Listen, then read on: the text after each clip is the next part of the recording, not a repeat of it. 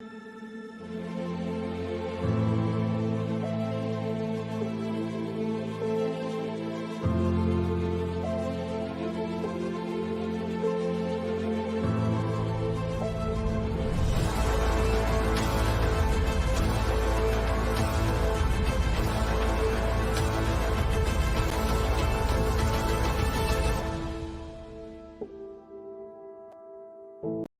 what's up, guys? It's Fulky here.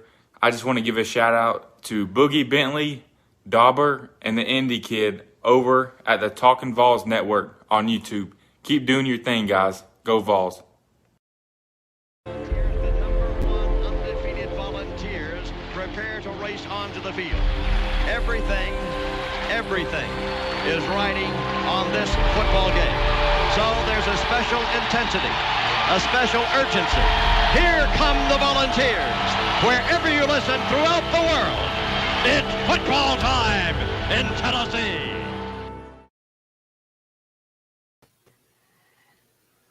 Welcome to the Talkin VAWLS Network. This right here is Talkin VAWLS Live. My name is Boogie Bentley. I'm Dauber. And my name is the Indie Kid.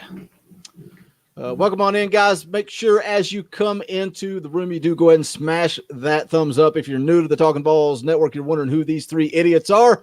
We're not experts. We're not insiders. We are fans just like you. Going to go live, talk. I don't know how long we're going to talk. How long are we going to talk, guys? An hour, 2 hours? We'll see how it plays out. We're going to break down the Pitt game. We're going to talk a little bit about week one. And we've got some listener questions we're going to get into. But let's run down the chat. Let's see who is hanging out here on Talkin VAWLS Live tonight. Donovan is in the chat, as he is every single week. Steve Jesse is here. He says, we'll get her done. We will get her done. Brandon Sykes in the house says, can't wait to be in Neyland on Saturday. Go Vols. Yeah, we're going to talk about Neyland Stadium. It better be rocking. We're going to talk about why coming up here in just a minute.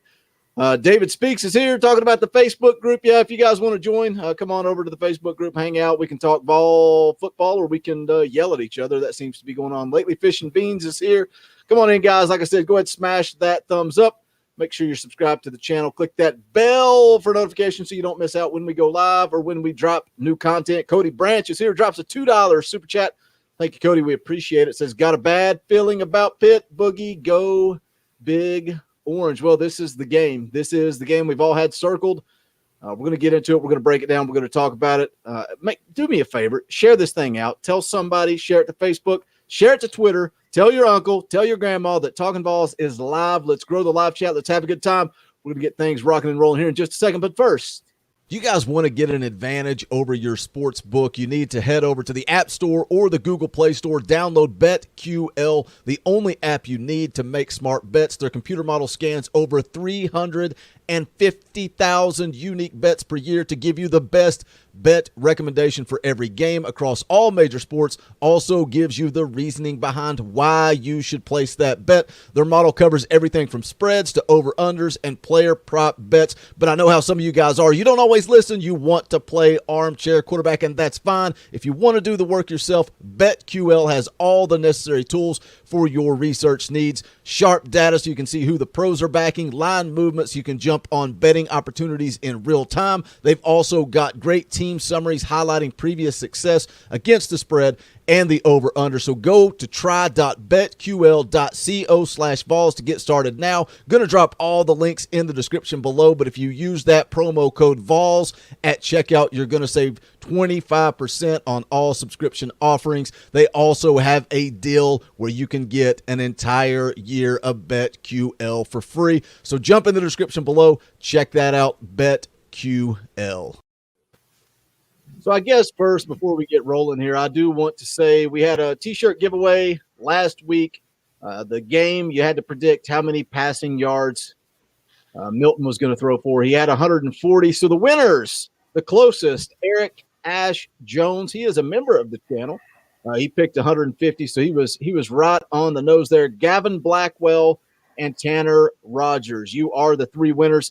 You can pick out a free Talkin VAWLS T-shirt. You just need to contact us. So go to Facebook, send the Talkin VAWLS account a message with your address, T-shirt size, and what style and color you want.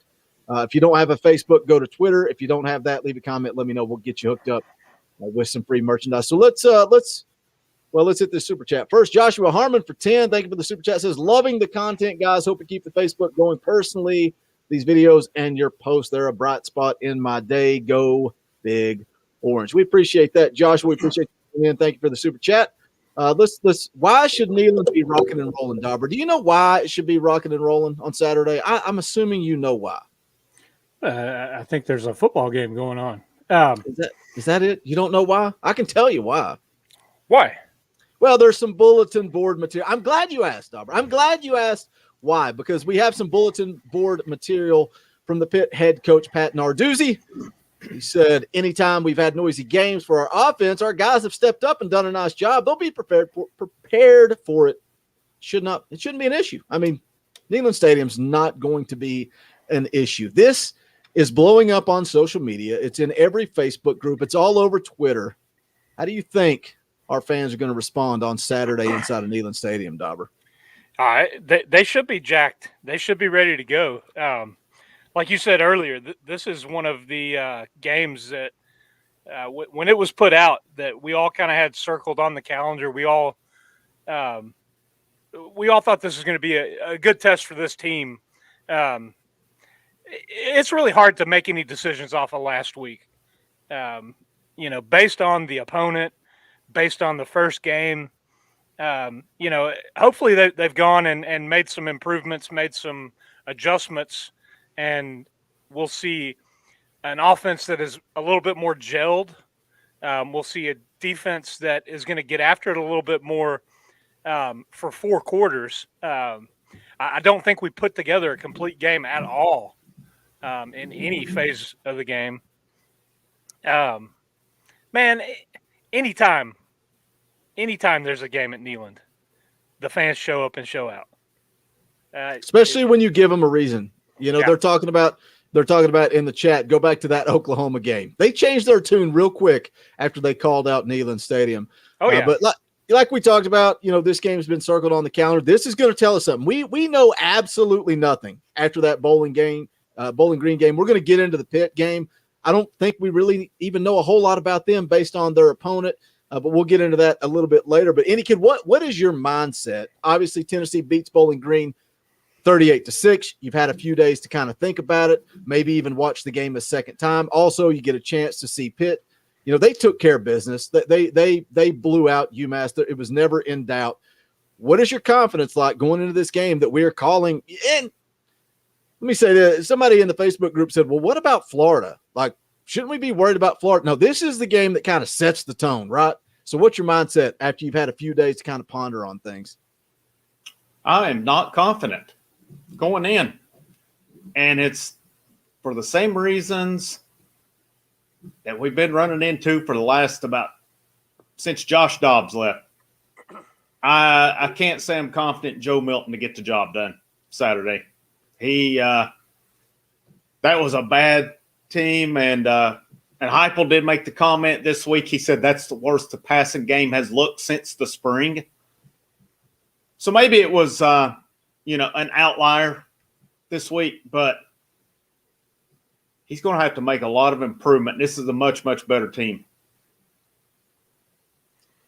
When you look at the passing game, I thought it was interesting. The video I made this morning, I wanted to focus on the defensive line, but it was the PFF grades. They look at everything. They don't just they don't watch it on TV. You're watching it on TV. You don't know what's going on downfield. It's hard. It's not like watching film. And when they graded out the offense, Joe Milton graded out better than every single wide receiver. And I heard, I was listening to the Eric Ainge show today, and they were kind of talking about why in the world was the deep ball, the couple of deep balls that Joe Milton missed. Why did they go to Cedric Tillman? And he was on Outkick the Show and said, well, they went to Tillman because he's the guy that gets off of press coverage. And that's something that, especially Jalen Hyatt's been called out for, that he can't get off press coverage. So that's an interesting point, that your wide receiver that's not necessarily the fastest on the roster is the guy you're looking to for a deep ball because he can beat press coverage. Supposedly Callaway's supposed to be back this week. Yeah. Also, from what I gather. And he's a speed burner. He had a good fall camp. from everything that Heupel said about him, and Cody Burns said it about him as well. But yeah, the wide receivers have to get better this week. Cannot play the way that they did last week. And, Milton, he missed some throws, but he was 4 throws away from a decent game. 2 of them were drops. I think there was another drop. I'm trying to think when it was. It was a sideline drop. But, I mean, if he puts some loft on those deep balls, Cedric Tillman scoring 2 touchdowns, Joe Milton, and if Hyatt catches his 2 passes, Joe Milton's 15 out of 23, which is, 65%, over 250 yards. That's a nice day. Yeah.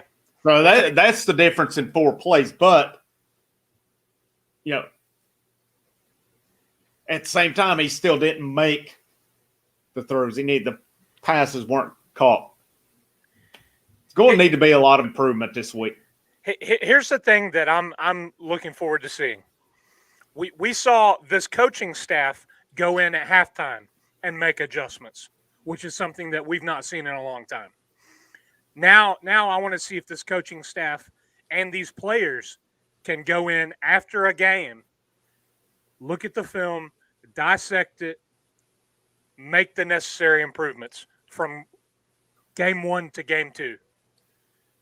Can they coach Joe Milton up in a week? Can they get better? And that's something else that Ainge talked about on Friday on his show was everything that Joe Milton did wrong is correctable. Absolutely. You can watch the film and you can correct that. So like you said, let's see what happens from week 1 to week 2. And there's reasons to be concerned. We kind of talked when we went off air, and I'll be the first to say our post-game show sucked. We talked about it off air. We're just regular dudes. We do the best that we can. And when we have a bad show, we talk about it. We try to fix it and get better. And that's where we're at. But there's no hiding it. There's no sugarcoating it. Joe Milton did not have a good game. He has to get better. But again, it's the fact that it's correctable mistakes that he can fix. That's encouraging. John Hill with a $5 super chat. Thank you, John. We appreciate that. Says with that UMass game, Pitt ran a lot of slants. We will see how well we can cover that Saturday. Hopefully we can cover well. I'm impressed with the defense. I'm impressed with Tim Banks and what he did. And yes, it's Bowling Green, but I made a note because I wanted to bring this up.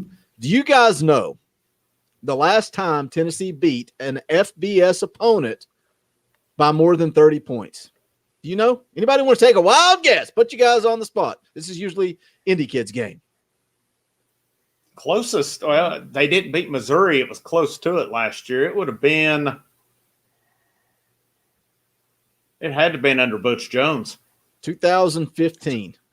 That's the first time, or that's the last time they beat an FBS opponent by more than 30 points. Who was it? That I don't remember. Why you got to put me on blast? I tried to act like I had knowledge, man. I had knowledge. Yeah, I knew it wasn't under Pruitt. The closest they came to that was probably Missouri last year. But, I mean, and look, I'm not sitting here pretending like Bowling Green was something special or some big team. But that's just the reality of the situation of where this football program's at. Right. And listen, I said after Saturday, there are still causes for concern with the defense. They hit a couple slants. They hit a couple of crossing passes. And there were times when the middle of the field looked as open as it was all last year. So, I think that's something the linebacker play, it left me with a few questions after last Thursday. But to go back to your point, that most of that came in the second quarter, and Right. They made those adjustments at halftime. They played a lot of press coverage. Defensive line, as soon as the quarterback gets set, their hands are going up. They batted down 3 passes. They made some adjustments that I liked. But going back to what we saw last year and then having that pop up as early as it did, and to have the second quarter that Bowling Green had, where they held us to 7 plays offensively, and they put together 2 pretty good drives, and ended up fizzling out and getting field goals, but that was a bit of a cause for concern for me. Like you said, they did make the adjustments. They did kind of remedy that in the second half, but again, it's Bowling Green. Felt like Jeremy Pruitt had the ego of my defense works. I'm not changing anything, and maybe I'm wrong. Maybe I'm off base there, but to let it happen over and over and over again. Let me get caught up on these super chats. Evan counts for $20. That ain't cheap. Thank you for the super chat. Says Neyland is a sleeping giant ready to cause havoc. Going to be a lot of hype for sure. Thought Milton was cool as a cucumber. Cool as the other side of the pillow.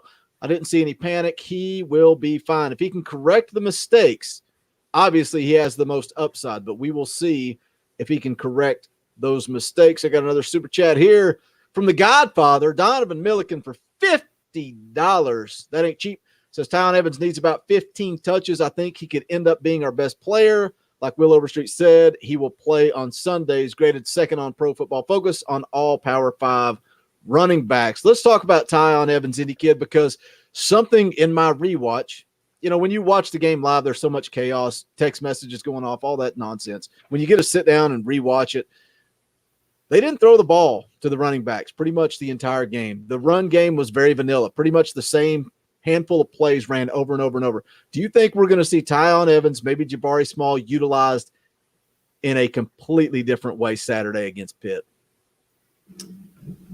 I think you may see some wide receiver screens, maybe out of the backfield. Now, I'll be honest, there's some people probably more familiar with what Heupel, more his playbook than I am along the way. I don't know, man.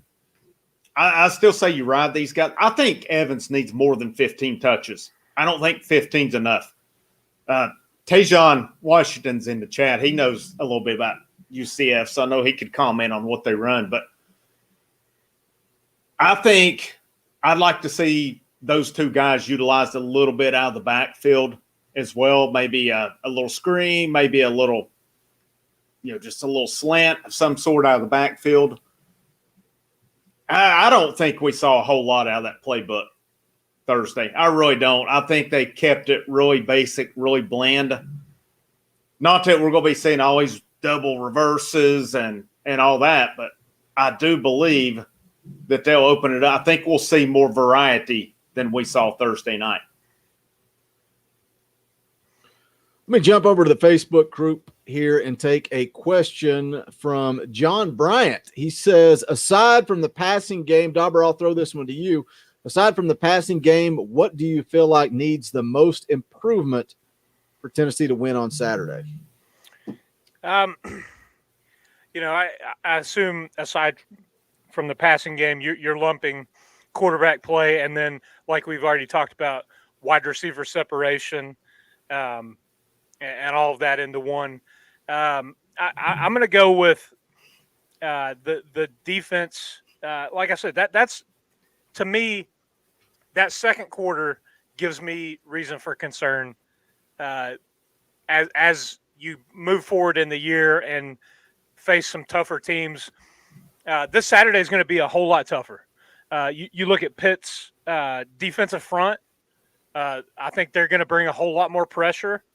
I think last week we blocked pretty well.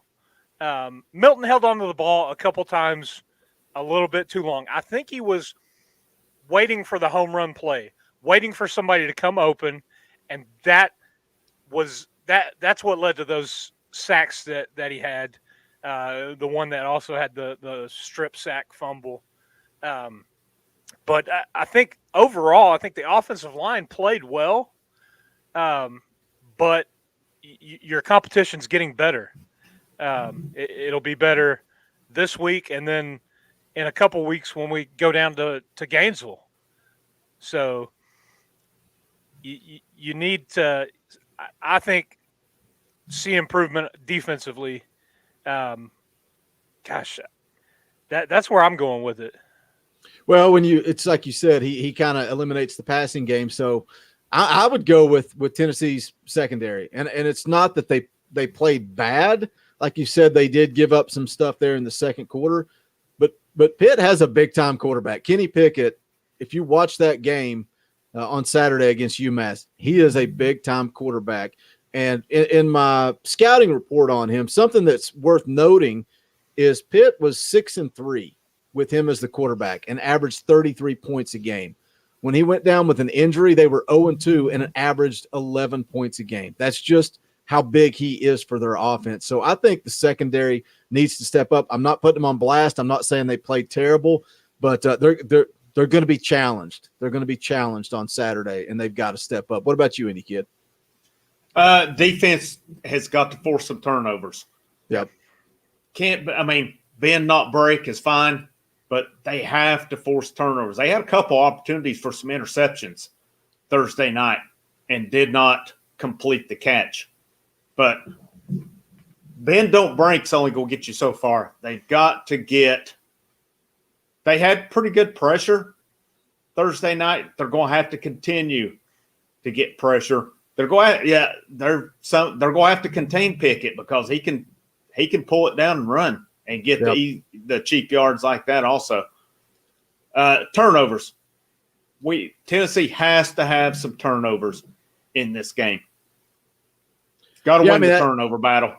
That's something they talked about when they brought Tim Banks in, was that he was going to be aggressive. He was going to force turnovers, and that was key for this football team to succeed when Josh Heupel runs such a fast-paced offense. You know, Dauber touched on it last week talking about what happens when you go 3 and out. Your defense, their back's going to be against the wall. They're going to have to force some turnovers, and that was a disappointing thing against Bowling Green that we didn't see. Steve Truitt for 5. Thank you for the super chat. We appreciate it. Says, it's simple, guys. This week will be the test. We will know what is ahead of us after this game. The post-game show this week will be very interesting. That's you're right. That's the thing. That's it. This game, we're going to find out who Tennessee is this Saturday at 12 o'clock inside of Neyland Stadium. We learned nothing from that Bowling Green game. We really didn't learn a whole lot about Pitt and their game against UMass. We're going to find out Saturday, 12 o'clock, inside of Neyland Stadium for the Johnny Majors Classic. Let me say this real quick. We got 277 people watching live. Less than half of you have hit the thumbs up. Help the channel. I created the stream today. We were laughing before we went live because we had 3 thumbs down before we ever went live. I created the stream today, and within 30 seconds, we're living rent-free in somebody's head. They're subscribed to the channel. They get notifications. The second that stream is created, they go in and hit thumbs down. So you guys counteract that. 275 people watching. Hit that thumbs up. Let's get it up to like 200. 200 would make me happy. See, somebody else in the chat just hit thumbs down just now. Boogie's living rent-free in their head. They hate us so much that they have to be here to see what we say and hit that thumbs down. I don't care. Hit the thumbs up. Hit the thumbs down. Just let them know if you love us or you hate us, but you'll never forget us. Let's get into this next super chat from Nate Pruitt. I won't hold that name against you, but it is spelled different. That's okay. $5. Thank you for the super chat. Says, love the stuff, guys. Look forward to the preparations made for Pitt. Going to be better than Thursday night. I hope so. I hope, especially in that passing game. The passing game just has to be better. Country Black for $20. That ain't cheap. Walks up, slaps down a 20 on the table, and walks away with no comment. There's nothing wrong with that. There's nothing wrong with putting a tip in the old tip jar. We appreciate it, Country Black. Thank you for the support. Let's move on. Let me go back to my notes. I have everything so well planned out to talk about. Let's see what we got here. Do you think? Let me take another fan question from the Facebook group. Let's see what we got here. Let's see here. I'm trying to find a good one. Just bear with me. William Sisk in the Facebook group says, how do you think our passing game will do knowing Pitt will try to stop our rushing game? What is our keys to succeed? What do you think about that, Indy Kid? Do you think that Pitt's going to stack the box, seeing what Tennessee did get, in the running game against Bowling Green? You think they're going to stack that box and try to make Joe Milton beat him through the air? They have to. They're crazy if they don't. Really not much else to add. I would make Joe Milton and these receivers beat them. I would make – if I'm Tennessee, I still think a quick game. I thought there was a lot of slow developing plays Thursday night. And, people are saying, well, with Joe Milton's slants, he needs to take some off the ball. You cannot lob a slant into traffic. Nope. You just can't. These guys are on scholarship in the SEC as a wide receiver. They should be able to catch these balls. Yep. It's a Coke Zero, man. Don't get too excited. Hey, listen, most of these receivers, they take jugs passes and catch them one-handed. And those are heaters, man. They're not, lollipopping it in there slow pitch. They're putting some mustard on it. And they're catching them one-handed like nothing. Yeah, so there's no excuse. Listen, one of the passes to Hyatt was slightly behind him. I can't just totally blame him, but still yet, it hits you in the hands. You got to catch. The second one, that was a perfect pass. And yeah, but between you can't lob that. If you lob that to Jalen Hyatt, what's going to happen is not only he's going to drop it because he's going to get killed if you lob it across the middle and somebody's going to take his head off on it. Joe Milton's throwing it. I have no problem with him throwing a hard pass on a slant. Where I would like to see him take some off is on the deep balls. I mean, he's throwing Cedric Tillman 60 yards down the field, but he's throwing 70. Yeah, he just got to put more air under the deep ball. Criticizing him for throwing too hard across the middle or, on the sideline, that's all nonsense. But Hyatt had a couple of drops. Javonte Payton, I thought he had one on the sideline that he should have caught that he dropped. They just have to be better across the board in that passing game. Let me hit these super chats. Robert, 45, Tennessee for 5. Thank you for the super chat. Says, I think Pitt is better than the Gators or the Cats. I don't know that they're better than either. It's more about timing. Second game of the season. I think this game is very evenly matched. I said before I thought it would be a pick'em. Tennessee would be the favorite because of it being inside an even stadium. Instead, Pitt's the favorite. I think the line has actually moved up. The line's actually moved up to 3.5 now. Yeah. So Pitt's favored by 3.5. Daniel Gregory drops a $5 super chat, just a tip in the old tip jar. No comment. We appreciate that. JT White 90 for 5. Thank you for that super chat. Also, no comment, just a tip in the old tip jar. Vol Nation News GBO for 2. Thank you for the super chat. Says, don't you threaten me ever. I don't know who threatened you. My goodness, Rucky. Indy Kid. What are you saying to people out here, buddy? Go Vols 24-38, Big Orange. I think that's the first time I've ever screwed up. Y'all throw my name out there all the time, but I screwed up there. Sorry. Claude Petty for 5. Thank you for the super chat. Says, with better quarterback play, Tennessee is going to be 3-0 going into the swamp. Love the show, boys. Keep it up. Thank you, Claude. We appreciate that. I think that's almost obvious. Better quarterback play, Tennessee, no doubt, will be 3-0. And that's something I kind of talked about, too, in the scouting report I did on Pitt.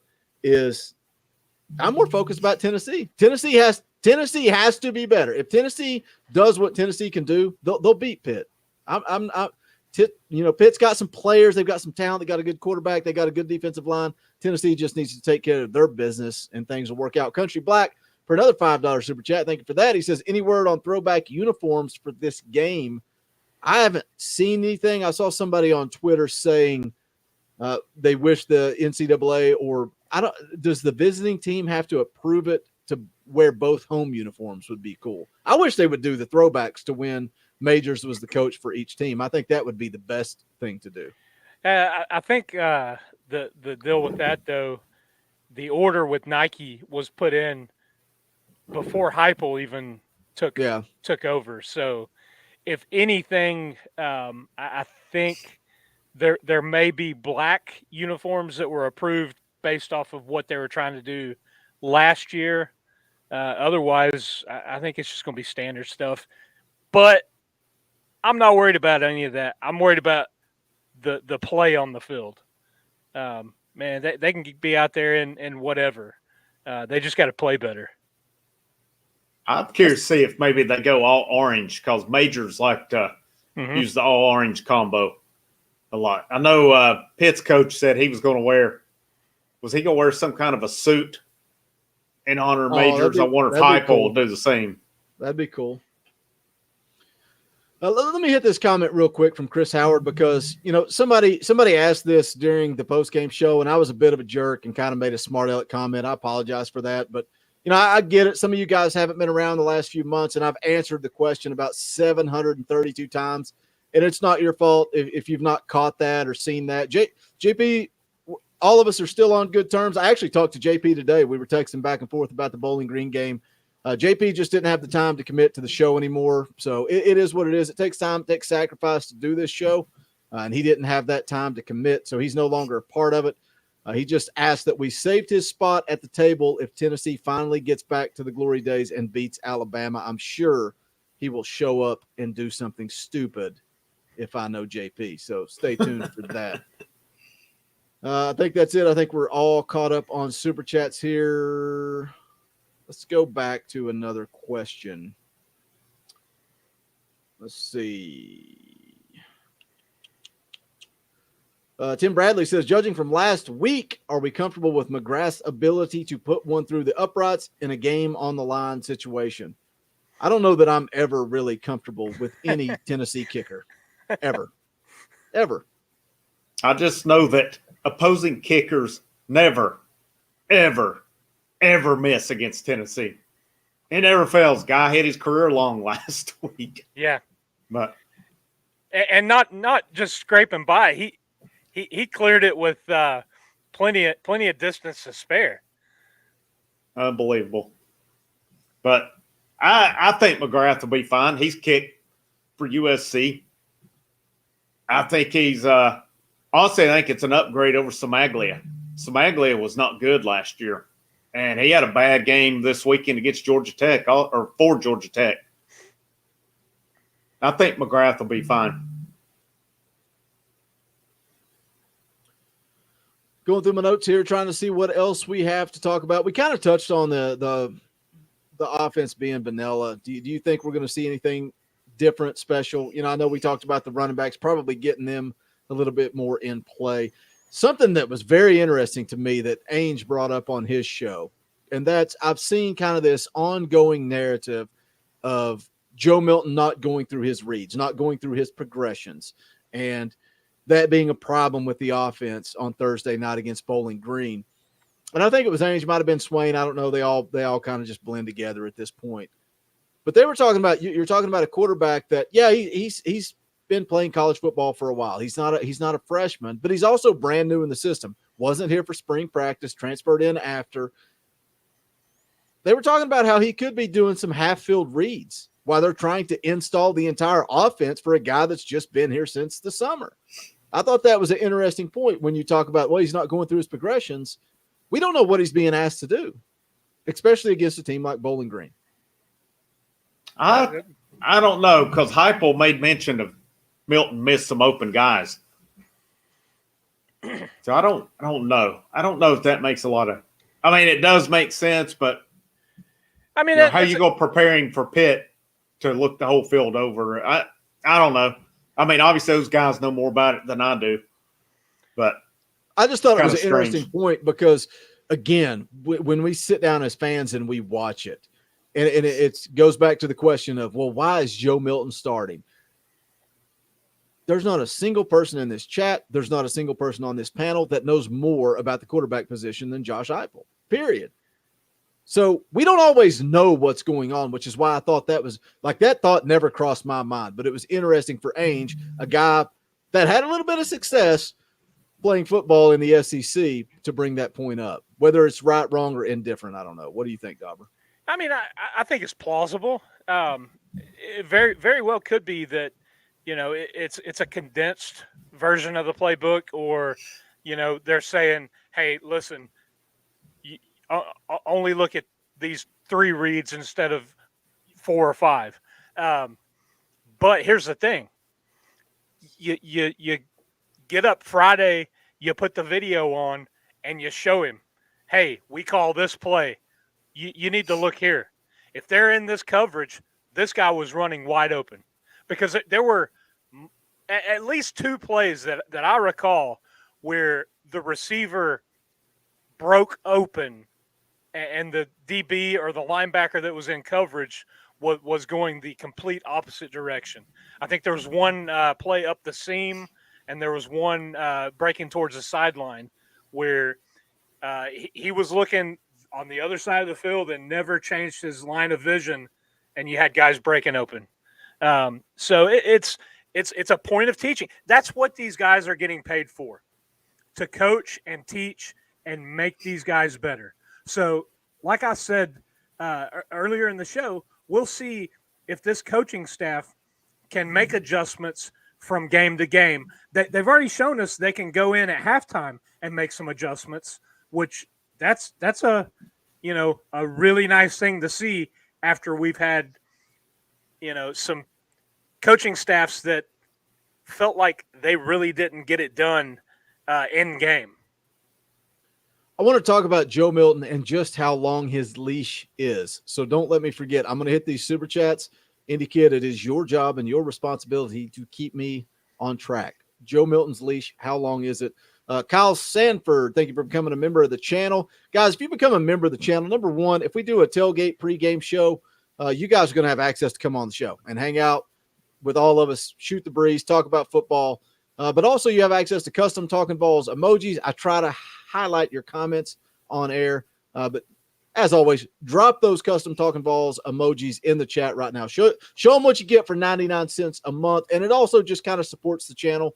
We appreciate it. Evan Counts for 10. Thank you for the super chat. That ain't cheap. Says Tennessee's high-tempo offense is going to take control late in the game, 34-23 Vols. I really don't think Pitt is ready for it. I hope you're right.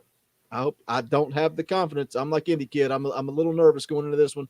Daniel Gregory for 2. Thank you for the super chat. Says everyone get behind Joe and let's dominate Pitt. Yep, I'm down with that. Let me see. Am I caught up? I don't think I'm caught up. Dustin Sellers for 5. Thank you for the super chat. Dustin says, can we expect more from Mitchell and Fant this week? I'd like to see more tight end schemes. I think offense and defense was holding back the full playbook. Yeah, there were a couple of throws to the tight ends, but not a whole lot. What do you guys think about that? You think kind of like the running backs, you think the tight ends get a little bit more involved this week? Fant was one of them that was missed open across the middle last week. Yeah. I think Fant also had a drop too. Yeah, I think he did. I'd like to see a little bit more variety. It did seem that we lacked the excitement that was kind of built up around this offense.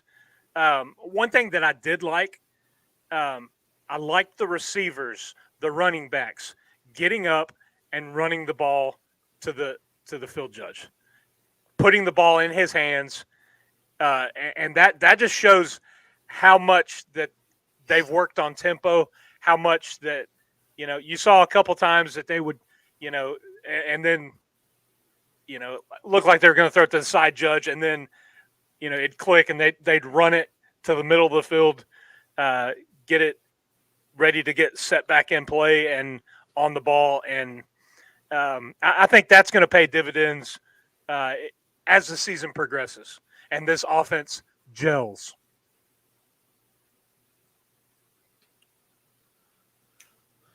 What was I thinking? He was talking about the leash. Yeah. Don't let me forget, Indy Kid. I'm going to do one more thing before we do that. We got 303 people watching live, 195 thumbs up. Can we please get it to 200? I'll tell you what, if y'all get it to 250, so if everybody watching just hits the thumbs up, I won't mention it again. We'll just keep on, doing the show. We'll hang out. We'll talk. Just hit that thumbs up. We would greatly appreciate it. But I got to show this off, man. I'm proud of this. I am so fired up for this. I placed my order today. I got to share it and talk about it. Then we'll talk about Joe Milton's leash. So don't let me forget, Indy Kid. But I do want to talk about the new merchandise over at bonfire.com/store/Talkin VAWLS. I'll drop the link to all this in the description. Obviously, you guys have seen the retro Vols merchandise. We got different styles, colors, all that good stuff. You guys have seen that. The State Pride, that seems to be the number one item ordered on Bonfire is the State Pride merchandise. So we appreciate that. But this is what we're talking about. You guys have been asking, where are the hats? Well, you can see I've got a hat right back here behind me. We're bringing back the Talkin VAWLS flat bill. You guys demanded it, so I'm just expecting everybody in the chat to go flying over to Bonfire. The live chat's probably going to drop down to about 30 people because everybody's going to Bonfire to order the new Talkin VAWLS flat bill snapback hat. But this is my style. You guys can see I'm a beanie guy. I'm a toboggan guy. I love this item. I love it. Snake, the guy that started this thing with me and JP, he does COG sports cards on YouTube. He has a YouTube channel, does sports card stuff. And he set up merchandise, and he had all these items that I didn't have. I didn't know you had to request access from Bonfire. So go check out this new merchandise. The baseball stuff's there. The basketball stuff is there. And then we also added this stainless steel water bottle, which is pretty cool. I ordered one of those today too. So lots of new merchandise. Go check it out. Any and all support is appreciated. Let's get back into the show. TK drops a $5 super sticker. That is just a tip in the old tip jar. We appreciate it. Thank you for the support. All right, let's talk about this Joe Milton leash. Philip says, somebody buy me one, please. Please, somebody buy Philip a T-shirt. I would appreciate it if you would do that. So let's talk about this Joe Milton leash. Obviously didn't play his best game against Bowling Green. Clearly people were upset in the post-game show. Indy Kid, how long is the leash? If he comes out and, he plays like he did in the first quarter, I don't think we're going to have any complaints. But if he comes out and he plays like he did for 3/4 of the game, how long till Josh Heupel makes a change? A few possessions at the most. I don't think you could be stubborn and just keep trotting him out there if they hit that lull like they did after the first quarter. Like I said, if he's playing like he did in the first quarter, yeah, you keep rolling. But he looked bad the rest of the game. And, we've talked about the drops, but still yet. He completed one pass after the first quarter. I think there was maybe a little bit of distance between him, Hooker, and Harrison Bailey. You cannot be afraid to at least let him come over and watch a couple series if needed. Whichever one. I think it'll be Hooker, but if it's Bailey, whatever. I don't think you need to be married to Joe Milton. I don't want to see what we've seen the last few years, that if Milton's playing like he did last week, that you just keep trotting him out there and keep trotting him out there, and he's not getting the job done. You've got to switch it up, whether it's Hooker, whether it's Bailey, or whomever. And I'll say this, if they lose this week and it's quarterback play, you better bet going into Tennessee Tech, all three guys better see significant action that week, because if quarterback play is costing you this Pitt game, don't be stubborn about it and say Joe Milton's going to improve and get the job done after that. You've already taken that first strike of letting quarterback beat you. You better open it up during game time, not practice time, because I will say this about Harrison Bailey. I don't know how he practices. I do think he's probably better in games than he is in practices. But, a lot of what we're going off of with him was the orange and white game against a depleted second string. Yes, he looked good, but how we look in a game. I don't think you can – I think he will have a long leash with him, but, man, if that offense is just stagnant, not moving it, and Pitt's making them pay for it, you better do something to switch it up. I'm gonna go the other way there, because we've also seen what happens when you have quarterbacks playing scared, and we've also heard the comments from this staff, from Golsh and from how do you say the QB coach's last name? Housley. They both said we're going to coach these guys to not play scared, and I think if you're yanking somebody after a couple of series, after a bad pass,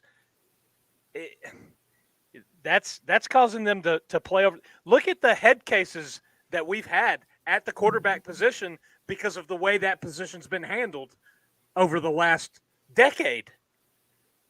I mean, that's the other way. I agree with you. I think coming out of this game, if we have questions about quarterback play, if quarterback play is a reason we lose this game, I think all three guys have to have significant playing time in the Tennessee Tech game. But I don't know that this early. I mean, unless he comes out and back-to-back series throws picks or something like that, and you're down 14-0. I don't know that you're flipping it so quick that he's out.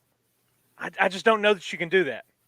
My problem is I don't know what the answer is, because we've seen it all, right? We've seen, like Dauber, like you just said, we've seen the quarterback merry-go-round, which I truly believe ruined Jarrett Garantano. I think it ruined him. And I think it may have had some impact on Harrison Bailey too. But at the same time, you can't ride or die with Joe Milton if he's not getting the job done. And if he comes out against Pitt, and I have no problem with the Bowling Green game. I have no problem. Joe Milton's the guy. Joe Milton's the starter. There's no doubt about it. We laid that out for weeks. I have no problem because the game was never in doubt. But when you start losing games because of quarterback play, you have to make a change. But I think it's going to be, we saw JP in the chat there just a second ago, it's going to be Hendon Hooker. That's who it's going to be. It's going to be Hooker. It's not going to be Harrison Bailey. It's going to be Hendon Hooker. But I think you have to give him an opportunity. If Joe Milton plays like he did in the last 3/4 of that game, you got to give Hendon Hooker a chance. Well, and that's especially in the type of offense they want to run. Because if you're stalling out, to my point, since they hired Heupel, you want a tempo offense that's going to score points, not 3 and out and punt the ball and put your defense back on the field. Yeah, your defense is going to get absolutely gassed if that's the case. But I think we talked about it to death leading up to the opener. I think Josh Heupel believes he can fix what's wrong with Joe Milton. And what's the expense though? But you got to realize Thursday was the first game, right? So what is the expense? What's the expense? You didn't lose anything Thursday night, but Saturday, that's when it starts to cost you. If he comes out and plays like he did Thursday night, he's going to cost you a ball game on Saturday. He has to be better. He has to be. And if not, that's why I just wonder how long is his leash? Because, the narrative for people that are pro Harrison Bailey, I don't think there's really a whole lot of pro Hendon Hooker guys. It seems like it's either Bailey or Milton. But if you let Milton sit out there and play terrible, this fan base is going to lose their minds. They lost their minds in a 38-6 win. Right. And to the other side of that, we've also seen what happens when you are married to a quarterback. Yeah. Married to a quarterback that is not producing, and the quarterback play is just not where it needs to be. But again, and I hate just constantly looking back and going back and making comparisons to the previous staff. But I also think a lot of that had to do with the lack of development from the offensive coordinator to the quarterback's coach and all of that. I think all of those coaches did a disservice to all of the guys that were there. You look at the guys that transferred out, Maurer, Shrout. There's another couple of those. I don't want to call it head cases because that's a insensitive comment, but I think that their potential on the field was affected by their lack of coaching, lack of development from the coaching staff. And that's what here's the thing, and a point, and I agree. Oh, you said the thing with this debate about, and you mentioned an interesting point, how nobody's really pro Hendon Hooker. If we're looking at who's produced the most out of the three, it's not even close. Hendon Hooker has produced a whole lot more than either of the other two guys have. The physical upside of Milton is what won him the job. Yeah, I think so. I think all three guys have potential. Personally speaking, I don't know what the distance between Milton starting and it seemed like it was a foregone conclusion for weeks. We kind of joked when he sat in Neyland for the spring game, but in all seriousness, we don't know what it kind of seems like for weeks they knew it was going to be Milton, whether that's based on potential or what he did in the scrimmages. But, based on who has done it in actual games, Hendon Hooker's easily done more than Milton or Harrison Bailey did. That's not to say neither of those guys can't get it done by any means, but this narrative with Harrison Bailey, I definitely think there's potential there, but I think him missing last year with spring, kind of getting thrown into the fire late. He was out some in the fall with COVID. It put him behind, and I think the potential is there, but how far ahead is he? Has he learned how to get rid of the ball and read it deep? That was his big thing last year, and that hurt it. That got him jerked in some games for JT Strout last year also. And that's why I hope Harrison Bailey sticks around, because let Harrison Bailey develop and have, he's got all the time in the world. Last year meant nothing. It's gone. It's erased. COVID year. He's a true freshman this year. He needs to stick around and develop, and he has all the potential in the world. Sorry, Darby, go ahead. That's kind of what I was exactly where I was going to go. I mean, the kid has time, and there's staff there now that seem to be doing some coaching. Well, and Josh Heupel's going to be put to the test. Yeah. If Milton is his guy, he struggled week 1. What can you learn from week 1 to week 2? That's right. That's it. And you mentioned about him not playing scared. There was times I thought Milton looked afraid to make a mistake last week. And maybe it was more of him looking. He what? He looked scared to pull the trigger. Yeah. Wait, I don't know if it's scared or just indecisive. I think he held on to the ball looking for the home run. A perfect example is Hyatt crossing across the middle. Window 1, that's when you pull the trigger. When he comes out of the break and you see it's there, you pull the trigger. Window 2, still there. Window 3, still there. Window 4, he finally cuts the ball loose. That third, fourth window, probably second, third, fourth window, is not there against teams like Florida and teams like even teams like Missouri, SEC teams. That second, third, fourth window might not be there. You got to trust it. You got to pull the trigger. He seemed gun-shy to me. I tell you what, I don't want to bird walk too much, but after watching Ole Miss, I think that game for me looks more like it's not in the toss-up game anymore, that it might be leaning a little bit more towards Ole Miss. I knew that they were offensively going to, put up points and put up some big offense, but their defense looked pretty stout against Louisville. Well, you got to think too. Kiffin's had a year to kind of start molding that. I said going in, I thought that would be a really tough game for Tennessee, and that's nothing against Tennessee. I just think that Kiffin having that year, and his offense was already really good last year. Corral is back. I think they're going to be a hard team to contend with this year. And that's kind of the path that Tennessee needs to take. Yep. Josh Heupel needs to have an exciting offense, score a lot of points. And I look, the defense looked fine against Bowling Green. Yes, like to Dauber's point, second quarter, they struggled. But overall, I didn't have a whole lot of complaints about the defense, but it's the offense has to play better. Let me get caught up on Super Chats here. Country Black with another 5. Thank you for the Super Chat. Says in his next 3 games, if his next 3 games are bad like the Bowling Green game, I think we have to go with another quarterback. What do you guys think? Well, I guess we saw the writing on the wall. We kind of touched on that for you there, Country Black, but thank you for the Super Chat. Jay White 90 for 5. Thank you for that. We appreciate it. It says after week 1, what are the thoughts of a W against Florida or Ole Miss? Again, reading the writing on the wall. Indy Kid kind of touched on that with Ole Miss.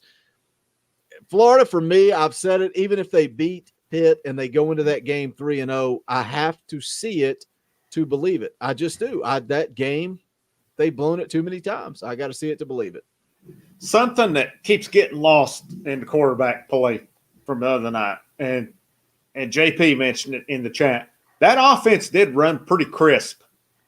There wasn't a lot of procedure penalties. Mm-hmm. They went fast. They weren't having trouble lining up. They weren't having to take timeouts because they couldn't get lined up.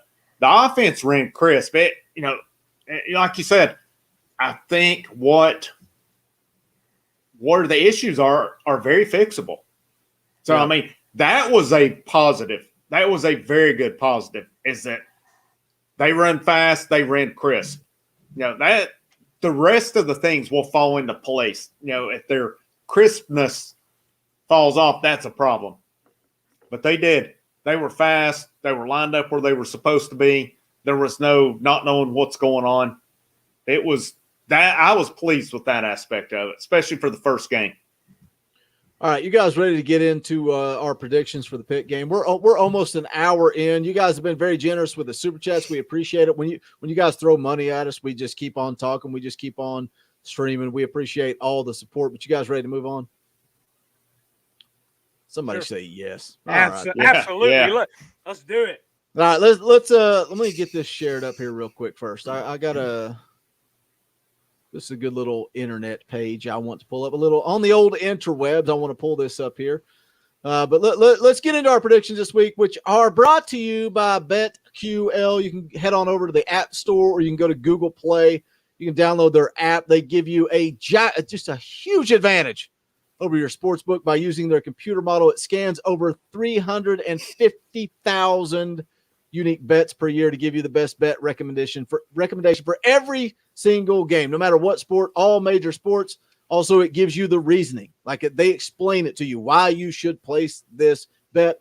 If you don't want to use their model, I know how some of you guys are. I know how you are. Like if we tried to tell you Joe Milton was the starter for 3 weeks and you just yelled and screamed. You said, I want to do things my way, Boogie. I get it. If you want to do the research yourself, guess what? BetQL has all the necessary tools for you to do that research, even if you're not gambling. I love the website because they provide you a team lineup, breaking news, and injury status updates. Great information right at your fingertips. Look, here's the deal. They came to us. They asked us to be a sponsor. I told them no. They gave me a sign-on. I went to their website. I looked at their breakdowns. I told Dauber in the IndyCat, I said, look, guys, they have great information. Let's do this thing. If you enter the discount code VAWLS at checkout, you're going to get 25% off their subscription offerings. They also have a BetMGM offer in the description, which will give you a free year of BetQL. All the links to that are in the description below, so go check those out. But it is a great website. We appreciate them being on board with Talkin VAWLS. I got a couple of super chats coming in here. Then we'll go ahead and make our predictions. John London for 5. Thank you for the super chat. Says, I hope hype can help Milton figure out how to throw the intermediate and short routes. He needs to learn the fastball is not always the best option. Look, John, I appreciate the super chat. I appreciate the support. I think that's a lazy argument. I'm tired of hearing it. I'm tired of hearing about the fastball. If it hits you in the hands, catch the football. That's why you are getting a free scholarship to play college football. Catch the ball. That's not on Joe Milton. That's on the wide receivers. I agree with you when you're talking about the deep ball. He needs to put a little bit more air under it. He's throwing a bullet. I get it. But the stuff over the middle, disagree 100%. Elijah Allen for 10. Thank you for the super chat. Says if Milton doesn't work out, I think you have to go with Bailey because he has more time to develop. When you have a competition, it's close. You have to go with the underclassman. Who was it? Was it one of you all that said that? Indy Kid, was it you that said that? About going with Bailey because he's younger? Yeah, you said that. We in the group I did, text. but my devil's advocate on that. I'd agree with that if it was a close competition. We don't know how close the competition was. That we were led to believe that they were really struggling with that decision down to the last minute. I don't think it was the case, though. And that's just from – and maybe I'm wrong on that. Maybe it will. If it's that close, I totally agree with that I go with the younger guy opposed to it. But I just don't know that it was that close. But then again, to your point earlier, who's done more in game? Hendon Hooker. Who's had Everybody is overlooking that. Yeah. I mean, why obviously Hooker was my guy going into the season until Joe Milton came on campus. And I think Hooker was inconsistent at Virginia Tech too. But as far as who's gotten it done on the field, it's not even close.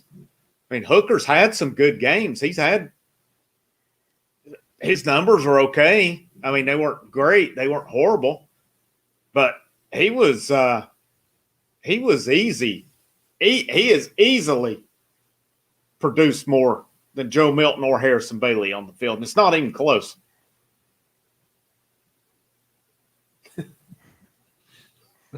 His wife did that. Don't let him fool you. Don't let him fool you. All right, let's get into our predictions. Johnny Majors Classic inside an Neyland Stadium. Noon kickoff, which I don't get excited for noon kickoffs, but it is what it is. Dauber, I'm going to throw it to you. I don't remember who made the pick first last week, but Dauber, you're on the clock. What do you got? What's your prediction for this Saturday? What we just well, never mind. 3.5. That's 3.5 is the spread. That's what we're seeing there, and that is current and up to date. Yeah, if you go to BetQL, they are saying take Tennessee and the points. They have Tennessee plus 2.5, so Tennessee, will win if you're going to gamble. But if not, they have they're predicting Pitt 27, Tennessee 24.5 is where they're at. I agree. I think it's going to be a close game. I've just got this is man. I don't know if this is with my heart or with my head, but I do believe that this team comes out and they've made some adjustments this week, and that I do think that offensively we're going to see better quarterback play. I think it's going to be 38-34 Tennessee. What do you got, Indy Kid? You remember them old days, you and me doing email predictions? You got that nobody saw but us. But man, we had some fun. We'd do the old Lee course. So not so fast, my friend. Man, that was back. Good old days. Gosh, that was 03, 02, 03. That's man, been we a had while. fun with that. But guys, I'm just don't have the feeling. It's Tuesday. It's early in the week. I know how these things go. I know they go in strides. I know how the emotions fly. On Tuesday night, I'm thinking Pitt, but it's a good thing it's not Tuesday night. Saturday is 4 days away. Joe Milton is going to make his biggest improvement from week 1 to week 2, and he's going to lead Tennessee to the victory 31-24. Tayshawn says, how you feel about it, Indy Kid? Don't hold back. Let them know. Something I'm trying to do on this channel is the scouting reports on Monday. I try to drop those videos early Monday morning. And the thing about that is, man, is I'm committed to it. So I watched that Pitt game against UMass. I watched the full game. I did my research. I did my homework. I looked at their roster. And when I look at BetQL there, something I love about their website is what I've got it shared on now. It shows how many offensive returners they have, defensive returners, is the quarterback coming back, average points scored. I love their website. Their website gives so much information. Mr. Bubbalo for 2, thank you for the super chat, says offense just needs time. We'll be fine. 31-24 Vols. I like it, Mr. Bubbalo. Thank you for the super chat. BetQL just gives you so much good information, but watching Pitt play, they are good. They're really good on both sides of the ball. But like I said earlier, it all starts with the quarterback play. And Kenny Pickett, I would like to see Kenny Pickett and Josh Heupel's offense. That's how impressed I was with him. And yes, I know it's UMass, but he's got a big time arm. He still made all the throws. And I touched on it earlier. I think Indy Kid, Dauber, whichever one of you kind of talked about it too. He can make plays with his feet. He's got good feet. He can escape pressure. They'll probably use him for some designed runs. I told you guys how many points they average with him versus against him. He's also got 6 of his 7 leading receivers coming back this year. Pitt has a ton of talent returning. It is what it is. They were dominant. They went out and played against UMass the way that I wanted Tennessee to play against Bowling Green. It was never in doubt. They were dominant from beginning to end. They pulled Pickett in the third quarter. Like they took him out. And on the defensive side of the ball, they're trying to replace 2 NFL defensive linemen, but they are so deep. They have so much depth and talent on that defensive line. Guys, this game concerns me, and I'm like the indie kid. I'm not picking this game with my head. I'm picking it with my heart 100%. 100% with my heart. I'm going 24-23 Vols. If you ask me to bet my life savings, no way. I'd go Pitt. I just think too many questions. I think one thing that's lost that may play in Tennessee's favor is these teams have played recently. Not these teams. I'm sorry. Heupel's, Central Florida, and Pitt have played. So there is some familiarity with those coaches. And I saw where Pitt's coach even said this week he thought that based on the one game he watched Tennessee that they went even faster than what Central Florida did. So there's going to be some familiarity with both teams, and I think that could possibly – I mean, obviously that's going to help Pitt as well, but I think it'll help Heupel more than it helps Pitt because Heupel's with a different team where Pitt has the same team. You think Pickett might ought to call Baker Mayfield and ask him how he thought about Neyland? How he couldn't – they couldn't even go on a silent count in the first quarter of that Oklahoma game. I think that's going to be a difference. The fans can make a difference. 100%. They can make a difference. Troy Lee, good gosh. I hope not. I don't want to be here on Saturday night for the postgame show if that happens. It's going to be a tough game, man. Pitt's a little better than I think we've given them credit. I mean, they lost guys on defense last year. That's where Tennessee's got to make this it's got to be a boat race. It can't be. If it's low scoring, I don't like the chances. If Tennessee can get the offense rolling and put some points on the board, I like their chances. But like you said, Pickett's a good quarterback. Got most of his receivers back. 3/5 of the line is back.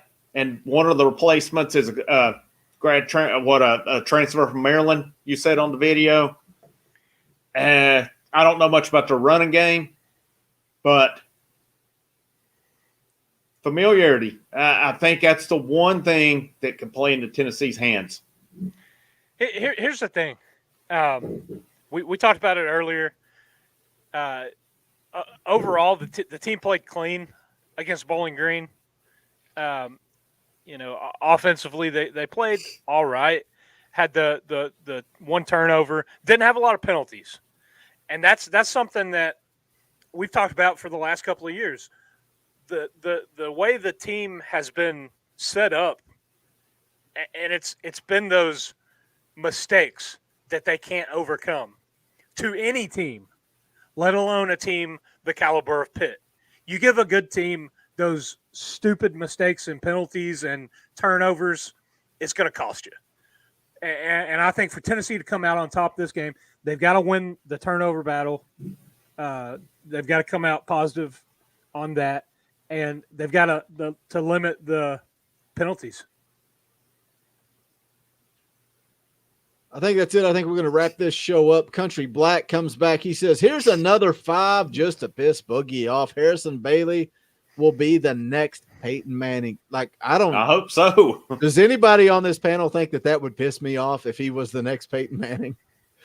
We all hope that's the case. I'd have HB 15 tattooed on my arm if that was the case. I would love nothing more. John London for 2 says we will need to knock the quarterback off his spot early. Lord, please forgive me. Forgive me for saying this. Pickett got lit up in that UMass game. He got drilled. And the first thing I said was, I hope he has a concussion and he can't play against Tennessee. God forgive me. I'm sorry. They need to get pressure. They definitely need to get pressure from Barron if Young plays this week or whomever. Big time. Defensive line's got to bring it like they did last week. That was the best a defensive line has played at Tennessee in a while. They're going to have to bring it again. And I'm higher on Barron than I am Young just because I've seen Barron do it a little bit last year when he got opportunities. I thought he played well, but hopefully Young's eligibility stuff is straightened out and he's out there this week also. It's just so much. It's so Tennessee. The guy that everybody's talking about in fall camp and some random fluke 2 years of playing at some random school caused him to get suspended, but still being challenged. Last time I looked on VolQuest, there's no update at this point, so we'll see. But that is going to wrap it up for this episode. There's not going to be a tailgate show on Saturday because it is a noon kick, so make sure you tune in immediately following the game. We'll be live. We'll be dropping videos all throughout the week, so make sure you tune in for that. The Indy Kid will be dropping the day after video on Sunday, so make sure you check that out. If you're not subscribed, get subscribed, and also make sure you smash that thumbs up on the way out the door. It does help the channel. I know we harp on it, and you guys are like, wow, why is he saying that? It does help. We would greatly appreciate it. Just do smash that thumbs up. Swamp Donkey Sniper, love the name, has become a member of the channel. You can now use those custom Talkin VAWLS emojis, but we appreciate what is that happening? Name's awesome. What is happening? We appreciate all the support, but that's going to wrap it up for this one.